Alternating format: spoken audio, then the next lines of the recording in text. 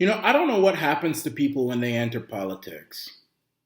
It's like whether you like them or not in the beginning, or whether you agreed with them or not in the beginning, all of them, whether they're on the left or the right, seem to forget the people who brought them into power the moment they get power. And this video is now about Doug Ford. And before I go any further, let me just say, if you even thought that Arana Nation was just a mouthpiece of the Conservative Party or the Progressive Conservative Party, you need to bounce. You need to go on. Go on, get yourself out of here. Because I'm an independent. I'm not going to chain myself to one ideology or another. I'm a populist nationalist revolutionary. That's what I call myself. I'm a distributist. I'm a people first type of individual. My politics is syncretic.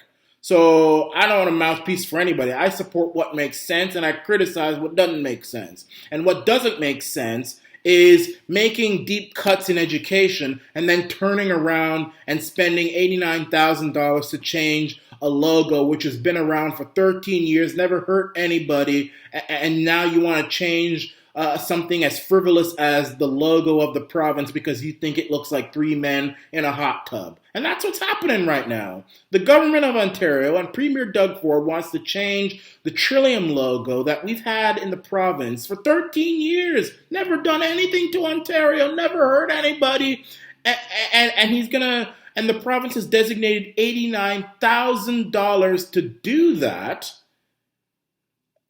But then we don't have enough money for our teachers and our students. Now, I know I'm going to have some disgruntled, old, middle-aged, not even old, middle-aged guy, probably baby boomer. He thinks he's so wise, but the baby boomers were the worst generation out there, in my opinion. He's going to come up and say, "Oh, those teachers, let's stick it to them. I hate those teachers and those stupid kids. Well, they're stupid even though we used to be stupid when we were kids. We would smoke LSD and stuff because we're the baby boomers. We think those millennials, they're stupid. Just stick it to them. Just stick it to them." Yeah, and then what happens when you're dead, rotten in the ground, and you stuck it to them? I mean, look. If you want to deal with the politicization of our education system, by all means, I support you. But you're not going to do that by sticking it to the education system. I mean, look, and I'm not even against making certain cuts when they make sense. I'm not against it. But now you can't say that there's no money for education, but there's money to change the license plate of Ontario and to change the Ontario provincial logo. You can't do that to the people. That's not for the people. And I feel that Doug Ford is losing his people's touch. I think he's taking the PC party back to the corporatist first, global corporatism, Ayn Rand style conservatism, Koch brothers style conservatism. He needs to look at populist conservatism, grassroots conservatism, people first conservatism, nationalist conservatism, social credit type of conservatism, Rob Ford type of conservatism. His late brother. Take some lessons from him. He was the real deal.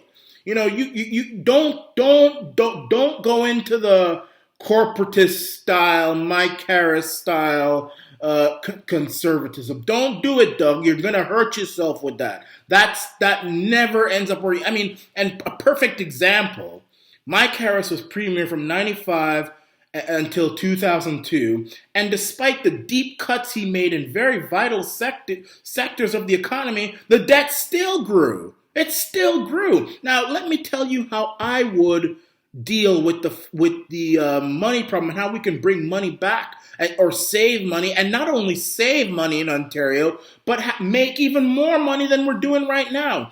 First of all, we need to get rid of parts of the government that don't work, not stuff that we need like education. And I support, Ontario teachers being forced to do math tests and stuff to make sure they're smart, but cutting a bunch of different, cutting how much teachers is it that they want to cut now?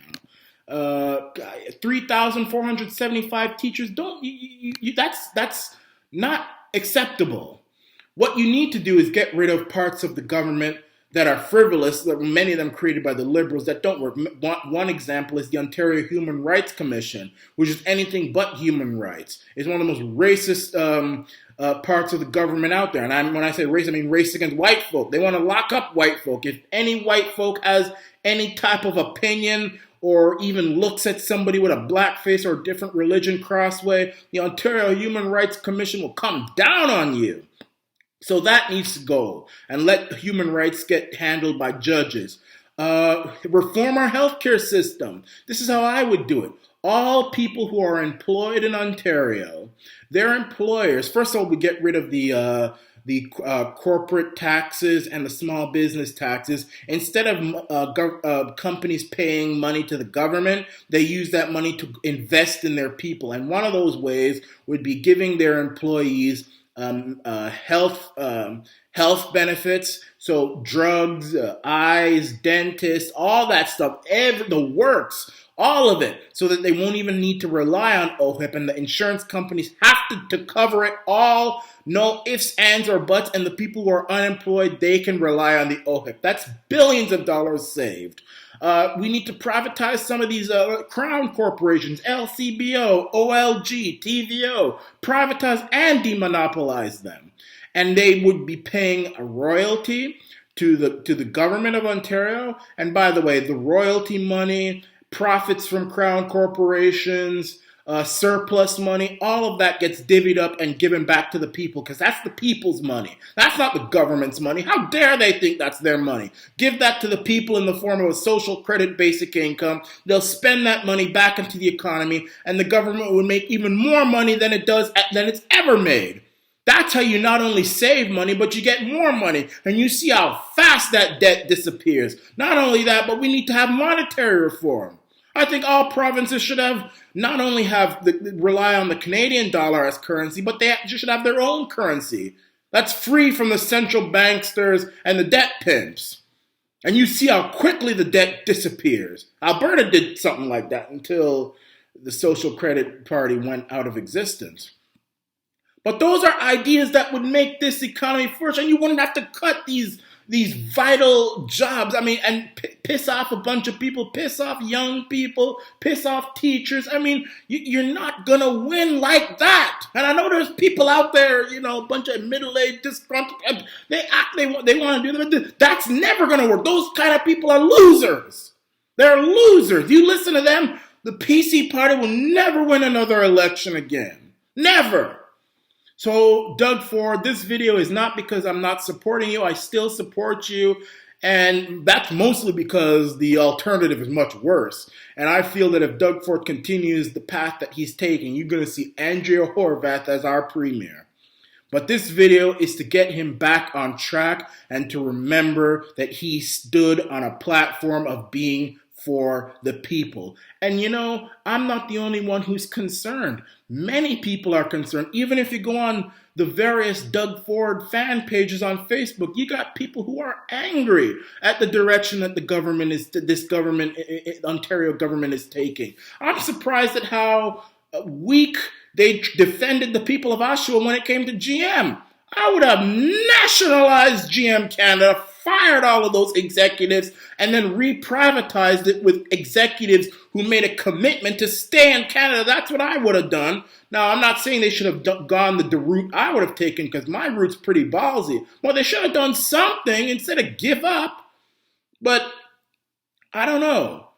I mean, I would say that you should look at Donald Trump in his example, but I think even he is beginning to, he is losing his way. He's forgetting the people. He's pandering to the Zionists and the corporate Zionists and Zionist interests, Israeli interests, not America first. That's gone, dead dust, nowhere to be found. You'll never see that again. It's Israel first, and that crook Benjamin Netanyahu first. So even I think Doug Ford should remember premiers like Eberhard and W.A.C. Bennett and Ernest Manning and the former mayor of Toronto, Rob Ford, his brother.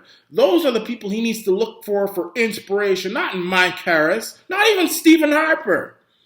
I mean, those are corporatists global corporatist style conservatives, and they're people who no, don't follow them. Follow former Alberta Premier Ralph Klein. Give back the money that the people deserve. Give back the people their money like Ralph Klein did with the surplus money. Look at those people for inspiration, not the global corporatist first conservatives. And remember to have your people's touch. Don't lose that, Doug. Don't lose that. Don't forget who put you there. Don't forget. This is the Arana Nation.